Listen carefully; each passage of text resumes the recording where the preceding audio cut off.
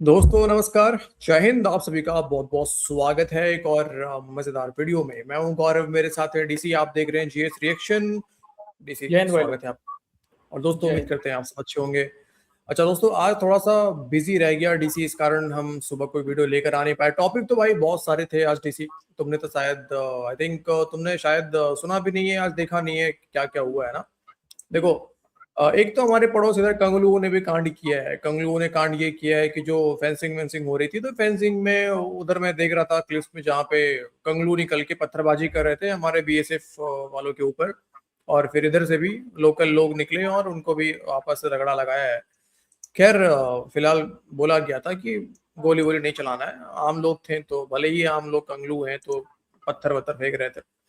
Okay. अच्छा, एक काम और कंगलू ने किया डीसी की, अपने पासपोर्ट पे वापस से, मतलब शेख हसीना ने ये हटा दिया था लेकिन फिर से पासपोर्ट पे लिखवा दिया कि अब हम्म। मतलब ये पासपोर्ट जो है वैलिड है सिर्फ इसराइल को छोड़ के। ये सुना होगा। हम्म। खैर, हमारा टॉपिक वो नहीं है।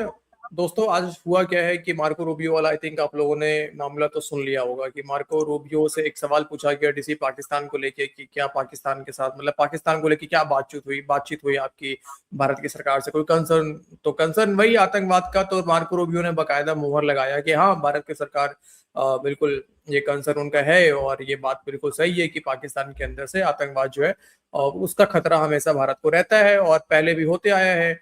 अब देखो, मतलब फेल्ड मार्शल, हाँ थोड़ा सा मतलब समझ रहे हैं आप। अच्छा, हम्म। तो एक टॉपिक तो दोस्तों ये है। दूसरा टॉपिक आपको ये भी पता है कि इस वक्त जो पाकिस्तानी छोटू है कटरा शरीफ, वो जो है पहुंचा हुआ है चीन। और चीन तो पहले वो पहुंचा था, लेकिन पता नहीं डीसी कैसे यार, मतलब ये अकेला छोड़ता ही नहीं है कहीं मुनीर उसको यार। ये तो ईरान में था, ईरान से पता नहीं कहाँ कहाँ घूम रहा था साला। अब पता चल रहा है ये भी चीन पहुंच गया वहां पे।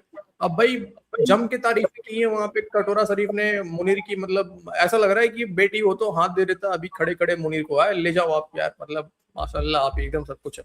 तो पूरा वही वाला आ, फीलिंग आ रहा है।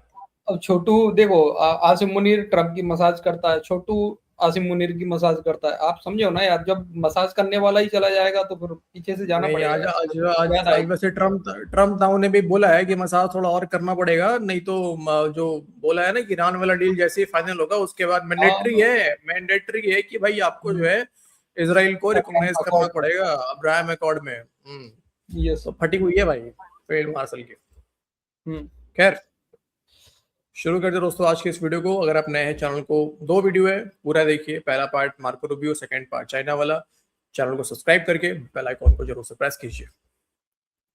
ताजमहल आगरा से अब मार्को रूबियो जो अमेरिका के वजीर खारजा है, उन्होंने अपने फील्ड मार्शल नहीं, अपने फेवरेट फील्ड मार्शल के लिए एक तोहफा भेजा है। मार्को रूबियो से आज इंडिया में जब यह सवाल पूछा गया कि पाकिस्तान को आपने बहुत इंपॉर्टेंस दे रखी है, ये जो अमेरिका और ईरान की लड़ाई है इसमें पाकिस्तान सालसी कर रहा है और ये जो बहुत ही ज़्यादा अहम उनका किरदार है, इस पर क्या इंडिया ने अपने कंसर्न शो नहीं किए? मार्को रूबियो इस पर कई तरह के जवाब दे सकते थे। सिंपल ये कह सकते थे कि इंडिया से हमारे बहुत ही गहरे और अहम स्ट्रेटेजिक रिलेशनशिप हैं और पाकिस्तान से भी हमारे अहम रिलेशनशिप हैं और वो बायलेटरल है, मतलब इंडिया से हमारे अलग रिलेशनशिप हैं, पाकिस्तान से अलग हैं वो, एक दूसरे पर उनका असरअंदाज होना ज़रूरी नहीं है या कुछ और ऐसा। लेकिन उन्होंने ऐसा नहीं कहा, बल्कि उन्होंने जवाब ये दिया कि हाँ, इंडिया ने अपने कंसर्न्स पाकिस्तान के बारे में शो किए। आगे उन्होंने लफ्ज़ ये इस्तेमाल किया क्योंकि फैक्ट है, मतलब कि उन्होंने कहा कि क्योंकि ये हकीकत है कि पाकिस्तान के अंदर से उन पर दहशतगर्दी के हमले होते हैं और पाकिस्तान की ज़मीन इंडिया पर दहशतगर्दी के हमले करने के लिए इस्तेमाल होती है। वाह सुभान अल्लाह, मज़ा नहीं आ गया एक दफ़ा? फेवरेट फील्ड मार्शल साहब जो शटल कॉक बने हुए हैं बेचारे, कभी उधर कभी उधर, और अब वो भागकर चाइना भी पहुंचे हैं। तो हासिल जमा क्या निकला हमारे पास? कुछ भी नहीं। यही पोजीशन हमेशा से इंडिया की तो थे ही थी। अब अमेरिका के जो वजीर खारजा हैं, सेक्रेटरी ऑफ स्टेट है, वो इंडिया में खड़े होकर ये कह रहे हैं कि हाँ, पाकिस्तान से दहशतगर्दी के हमले इंडिया में हो रहे हैं और पाकिस्तान की सरजमीन इंडिया के खिलाफ दहशतगर्दी के लिए इस्तेमाल होती है। ये इंडिया की बहुत देर की पोजीशन है पाकिस्तान के खिलाफ, बल्कि अब तो ये 3 दहाइयाँ हो गई इस पोजीशन को, या 4 दहाइयाँ हो गई। और आज अमेरिका के सेक्रेटरी ऑफ स्टेट इंडिया में खड़े होकर उसी पोजीशन को इंडोर्स कर रहे हैं और कब इंडोर्स कर रहे हैं? जब अगले 24 से 48 घंटे में पूरी दुनिया को ये एक्सपेक्टेशन है कि जो डील पाकिस्तान करवा के दे रहा है ईरान के साथ, उसके ऊपर किसी वक्त भी सिग्नेचर होंगे। नंबर 1। नंबर 2, ये वो उस दिन ये स्टेटमेंट दे रहे हैं जिस दिन अभी हमने जो बलूचिस्तान के अंदर लोग शहीद हुए हैं ट्रेन हादसे में, उनको दफनाया भी नहीं है, मतलब अभी उनको कफन भी नहीं पहनाया, और पाकिस्तान बार बार कहता है कि इसके पीछे इंडिया है। ऐसे दिन वो ये भी कह सकते थे एक जुमला कि जैसे इंडिया को कंसर्न्स है, पाकिस्तान को भी कंसर्न्स हैं कि बलूचिस्तान के अंदर इंडिया कर रहा है, और ये इनके जो आपस के रिलेशनशिप में जाहिर है उनमें ये चीज़ बड़ी अहम है और हम इसे वॉच कर रहे हैं और दोनों मुल्कों से इस पर इंगेज कर रहे हैं। उन्होंने ऐसा नहीं कहा, उन्होंने दहशतगर्दी का अक्यूज़ सिर्फ और सिर्फ पाकिस्तान को किया। जो गुलाम होते हैं ना, वो जब कोई और मुल्क गुलामी नहीं करता और वो नॉर्मल बिहेव करते हैं, तो गुलामों को जो नॉर्मल बिहेवियर होता है वो उलट लगता है। उमर कुरैशी साहब ने एक ट्वीट किया कि देखें मार्को रूबियो कितने सीनियर लेवल के आदमी हैं, और उनको महज एसपी या डीआईजी लेवल का एक पुलिस का ऑफिसर, एक एयरफोर्स का उनका ऑफिसर वो रिसीव कर रहे हैं एयरपोर्ट के ऊपर, मतलब कोई खास डिग्निटरीज वहां नहीं पहुंचे। अब क्योंकि हमने कभी टेस्ट ही नहीं लिया आज़ादी का, 1947 से हमें आज़ादी मिली और उसके बाद हम अपने ही चौधरी के गुलाम हो गए और फिर चौधरी ने सिस्टम रन किया जैसे उनका दिल करता था। तो जो जमहूरियतें हैं उनके अंदर क्या प्रोटोकॉल्स होते हैं, उनको ना हमने कभी एक्सपीरियंस किया, ना कभी टेस्ट किया, ना वो हमारे सामने हमें वो इज़्ज़त मिली, ना हमने दूसरे को वैसे इज़्ज़त दी, ना हमें वो इज़्ज़त मिली। इसलिए हमारे लिए वो पंजाबी का लफ्ज़ है अलोकार, मतलब एलियन कॉन्सेप्ट्स हैं हमारे लिए, मतलब वो हमारी समझ से बाहर है बिल्कुल कि वो कोई ऐसा ट्रीटमेंट हमें लग रहा है जो बड़ा ख़ास, हालांकि वो मरवजा तरीका है पूरी दुनिया के अंदर। वो आगरा में ताजमहल देखने गए हैं, कोई सरकारी उनकी मसरूफियत नहीं। यहाँ पाकिस्तान होता तो पाकिस्तान का वज़ीर आज़म ही साथ फिर रहा होता, पाकिस्तान का आर्मी चीफ भी साथ फिर रहा होता, पाकिस्तान का वज़ीर ख़ारजा भी साथ फिर रहा होता, पाकिस्तान का सदर भी पहुँचने को तैयार होता। ये बात तो बिल्कुल सही है यार। अगर पाकिस्तान के अंदर यही मार्को रूबियो पहुंचा होता यार, डीसी एक तो पूरा इस्लामाबाद बंद करते 10 दिन के लिए फिर से एक बार। हॉलीडे 2-3 दिन की छुट्टी होती है भाई साहब। सही बात है। एक तो पूरा ऐसे ही हॉलीडे पाकिस्तानी मनाते बहुत है, और 10 दिन के लिए तो फिर से बंद करके बढ़िया से एकदम पूरे टाइम जब तक रूबियो को नींद ना आता ना, तब तक इसके सामने बैठ के एक पांव पकड़ के कटरा शरीफ, एक पांव पकड़ के आसिम मुनीर, दोनों एकदम पॉलिश। देखो एक और न्यूज है सर, एक और न्यूज है, मीडिया की हद तक है, कंफर्म है या नहीं है ये मुझे नहीं पता, मीडिया में ही देख रहा था, ठीक है। तो ये भी खबर है सर कि अजय डोवाल सर से भी मीटिंग हुई है, आपको ये तो पता ही होगा, मार्को रूबियो की। अब उस मीटिंग में सर ये भी बात हुई है, मार्को रूबियो ने एक रिक्वेस्ट किया था अजीत डोवाल सर से कि हमारी मदद करें ईरान वाले मामले में, ठीक है, ईरान से आप भी बात करें। तो डोवाल सर ने बोला है कि भाई हम किसी दूसरे देश के मामलों में टांग नहीं अड़ाते, ना ही अपने मामलों में किसी दूसरे देश को इन्वॉल्व करते हैं, सीधा सीधा बोला है मार्को रूबियो को, मतलब क्लियर ना बोल दिया है कि हम इस मामले में नहीं टांग अड़ाएंगे। साथ में मतलब अजीत डोवाल ने मार्को रूबियो को हाँ सीधा बोला है कि हम किसी के मामलों में टांग नहीं अड़ाएंगे। और साथ में सर मार्को रूबियो ने ये बोला है कि पाकिस्तान हमारे कब्जे में है, आप हमसे बोलो जो भी आपको करवाना हो, जो भी आपको करवाना हो। ट्रम्प का वो ट्वीट भी देखो ना, ट्रम्प का वो ट्वीट भी तो है जिसमें वो साफ साफ लिख भी रहे हैं ट्रम्प कि मतलब भारत को जो भी चाहिए, जो भी मतलब पता है उनको क्या करना है, भारत को बस एक कॉल लगाना है हमें और जो भी चाहिए। हालांकि इस वक्त कॉल लगाने की नौबत भारत की नहीं है, कॉल लगाने की नौबत तो अमेरिका की पड़ी हुई है। लेकिन खैर देखते हैं वो क्या होता है। लेकिन जिस तरीके से अभी ये नया ट्विस्ट आया है ना डीसी, अभी इसके ऊपर कल लाएंगे वीडियो दोस्तों हम लोग, जिसमें अब ये बातें हो रही है कि अगर ईरान डील होता है, देखो फंस गया ना पाकिस्तान, अगर ईरान डील होता है तो अब्राहम अकॉर्ड में शामिल होना पड़ेगा। अब फंस गया मामला, अब डील करवाए तो भाई फिर अब ट्रम्प पीछे पड़ेगा, हाँ बेटे इधर आजा इस खोपचे में इधर, ठीक है। और जिस तरीके से आसिम मुनीर का हाल है, फेवरेट फील्ड मार्शल है भाई साहब, तो नहीं मानेगा ट्रम्प की बात तो फिर पता है क्या होगा। फेवरेट है वो मानेगा सर, ये भी कंगलू फंस जाएंगे बेचारे, ये पासपोर्ट से भी हटाएगा कि भाई अब इजराइल भी जा सकते हो, कंगलू फंस जाएंगे साला, हमने इनके चक्कर में अपने पासपोर्ट पे लिखा था। एक डंडा घुमाएगा आसिम मुनीर ऐसे मीडिया के अंदर में, हाँ बेटे कौन कौन प्रोटेस्ट करेगा इधर आना जरा सा, बस हो गया काम, हो गया। अच्छा भाई चलो जरा चीन वाले टॉपिक पे चलते दोस्तों हम लोग। पाकिस्तान में कोई ऐसा दिन नहीं जाता जब बहुत बड़ी बड़ी सियासी या खारजा महाज पे बड़ी बड़ी पेशरफ्त ना हो। पाकिस्तान एक अजीबोगरीब मुल्क है और इस टाइम एक ऐसा बुरा वक्त आया हुआ है पाकिस्तान पे कि पाकिस्तान पे एक ऐसा अर्दली मुसल्लत है या उसको मुसल्लत किया गया है जो कहीं भी पॉलिश नहीं छोड़ता, पॉलिश करना नहीं भूलता।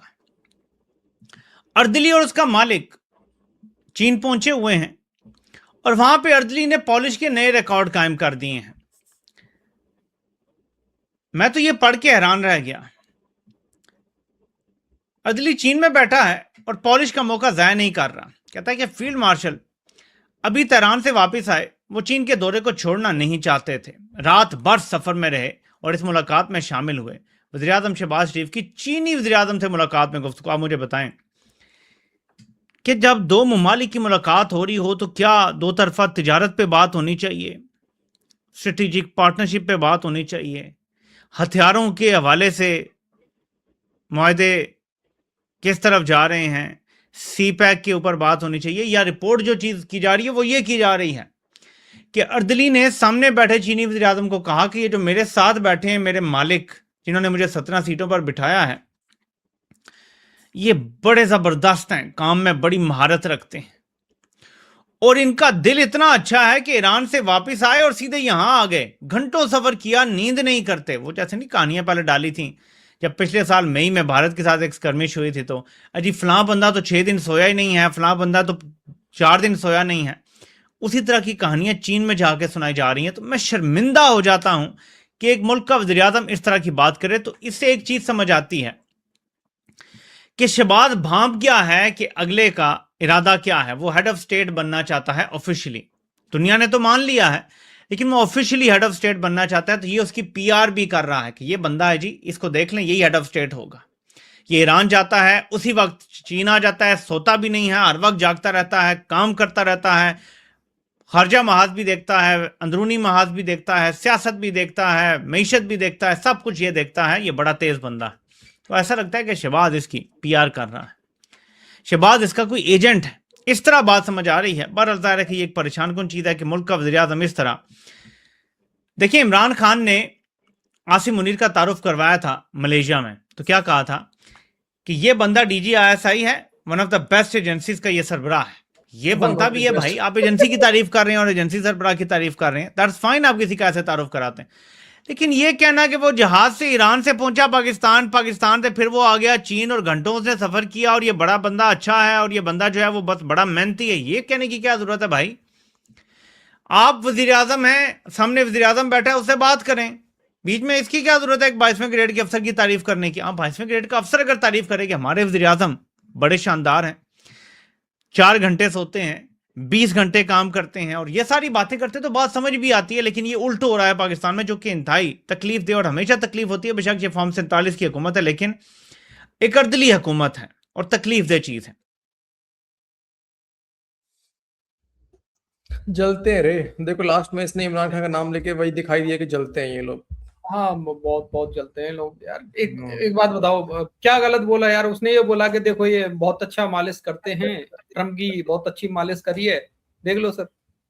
चीन को भी यही बोला है। आपकी भी कर देंगे उसमें क्या? मैं छोटू हूँ, मैं तेल वेल की व्यवस्था करता हूँ, वो मैं लेके आता रहता हूँ बीच में। नहीं, काम क्या है कि मेन जो मसाज का काम है वो तो मुनीर करता है और छोटू जो है वो कटोरा लेके साथ में खड़ा रहता है बगल में। इसका काम सिर्फ कटोरा लेने का ही है। भले एक कटोरा में मसाज के टाइम पे उसमें तेल होता है, वैसे टाइम पे मांगने के काम आ जाता है। बस वही बात। ये गमछा बांधता है सर सर पे, माथे पे कटोरा निकाल के बनियान पहन के। एक चीज गलत है ना यार, वो कम से कम चलो ठीक है मान लेते हैं, वो कम से कम कटोरा शरीफ है, वो कटोरा शरीफ है। वो बाल्टी खान था भाई, इमरान खान बार बार नाम मत लिया करो उसका यार। सही बात। वो भी बाल्टी भर भर के मांगता था। आपने तो फोटो देखा होगा ना, उस बाल्टी लेके ऐसे। हाँ, मतलब ये लोग जलते हैं यार, ये जलते हैं यार। अरे वो जब पैसे वैसे मांग के आया करता तो यही बोलता था कि अरे कोई दिक्कत तो मेरे बाएं हाथ का खेलता, लेकिन वो आपने सबसे पहले घबराना नहीं है, मजे लो। हाँ। यार अजीब हो गया। मतलब यार इतना मेहनत कर रहा है, एक तो मरियम बंकर भी संभाल रखा है इसने, डंडा वंडा भी दे रखा है सब जगह है। उसके बाद सब जगह दौड़ धूप भी कर रहा है, जगह जगह पाकिस्तान की इज्जत बढ़ा रहा है और पाकिस्तानी खामों खा जल रहे होते हैं इससे यार। अरे यार इतना तरक्की करा रहा है यार पाकिस्तान की यार दुनिया में यार, नाम हो रहा है पाकिस्तान का यार, और क्या नाम चाहिए हो रहा यार। है पाकिस्तान का यार दुनिया में। देखो ना डीसी, मैं तो एक आध दो क्लिप और देख रहा था जहां पाकिस्तानी खुल के कह रहे हैं भारत को, तो मतलब भारत की आंखों में तो ऐसा खटक रहे हैं, ऐसा खटक रहे हैं कि भारत हम पे बीएलए वाले से हमला करवा रहा है, मतलब ऐसा नहीं, बात कर रहे हैं पाकिस्तानी, जैसा हाँ, लग रहा है डीसी इसके पहले बीएलए वाले कभी अटैक करते ही नहीं थे पाकिस्तान पे, नहीं नहीं वो नहीं नहीं, अब करना ये शुरू तो बात करा। सच है, पाकिस्तान बहुत खटकता है हमारी आंखों में, बड़ी मुश्किल से अपनी आंखें खोल पा रहा हूँ भाई, अटक रहा है मेरी आंखों में। बहुत अटक रहा है। नहीं, एक दो दोस्त लोगों ने मुझे कमेंट किया है भाई, ये पाकिस्तानी कहते हैं ना कि भारत हमें मैली आंख से देखता है, तो कई दोस्तों ने कमेंट करा है कि मैली आंख का तो नहीं पता, लेकिन हवस की आंख से जरूर देखते हैं हम लोग। अरे यार रहने दो यार, बदबू आएगी भाई लोग यार, बदबू आएगी, ऐसे मत देखो यार। ये पाकिस्तानी बोलते हैं ना कि भारतीय आ रहा है, जब भी आना सेंट लगा के आना, वो इसलिए बोलते हैं इनसे बदबू आती है सुअरों से, बात समझा करो। सही बात है। खैर दोस्तों, अब धीरे धीरे माहौल जो है वो बन रहा है, मतलब इंटरेस्टिंग माहौल जो है वो बनना शुरू हो रहा है। अगर ईरान डील फाइनल होता है उसके बाद अगला नंबर आएगा अब्राहम अकॉर्ड का। अब पाकिस्तान के पीछे जो है ट्रम्प जो है बार बार जब नाम लेगा फील्ड मार्शल, आओ इधर। उसके बाद असली मैं तो अब तभी के बोल सोच के हंस रहा हूँ भाई। अकॉर्ड में आएगा कि नहीं आएगा। क्या होगा उसके बाद, मजा आएगा। खैर ओके दोस्तों, आज की इस वीडियो में इतना ही। कमेंट कीजिए, वीडियो को अंत तक देखने के लिए आप सभी का बहुत बहुत धन्यवाद। मिलते हैं आपसे अगले वीडियो में, अपना ख्याल रखिए। जय हिंद। जय हिंद भाई लोग।